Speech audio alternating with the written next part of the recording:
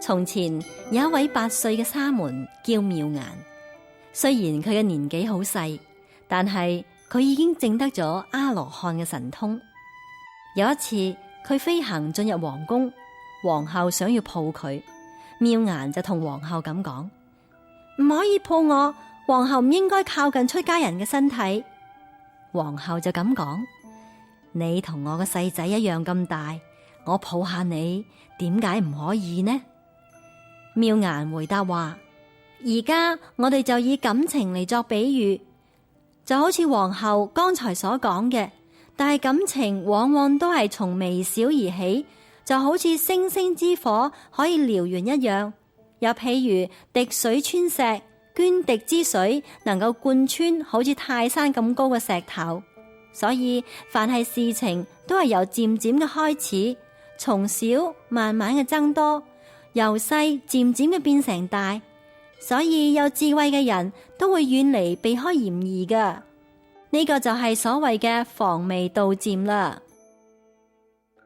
下邊我哋再講一個故事。漢朝嘅楊震為東萊太守，有一次路過轄內嘅蜀縣，而縣令王密呢係佢所推舉嘅人才。到咗呢一日嘅晚上，王密就帶咗黃金嚟拜訪楊震啦。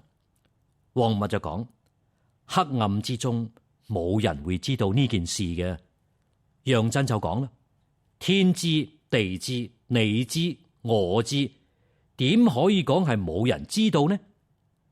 王密聽咗之後感到非常嘅慚愧。後來楊震嘅官呢升到3公，而呢4支日後就成為楊氏嘅家訓堂規啦。下邊我哋再嚟聽一個故事。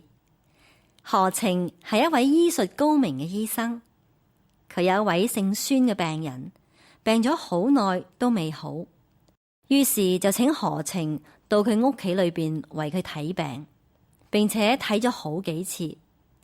佢嘅妻子就同何情靜靜咁講：我嘅丈夫病咗好耐，家中嘅財物都就快要當完啦，我願意用身體嚟償還所欠嘅藥錢。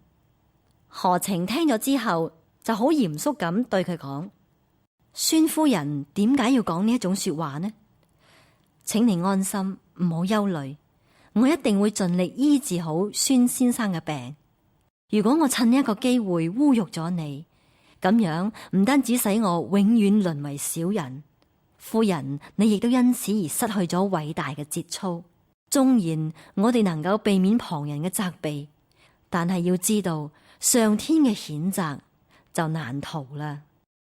後來何情有一個晚上做咗一個夢，夢到自己到咗一個好大嘅官府，有一位天神對佢咁講：何情，你行醫救人有功德，而且能夠喺別人艱難危急嘅時候不亂人家嘅婦女，上帝因此而賜你一個官職同5萬貫錢。何情做咗呢個夢之後冇幾耐，東宮太子就病咗啦，到處求訪高明嘅醫生，結果就揾到咗何情。何情只係開咗一貼藥，太子嘅病就完全好翻啦。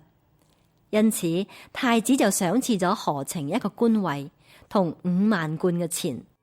呢個情景居然同何情夢中所夢到嘅情景一模一樣。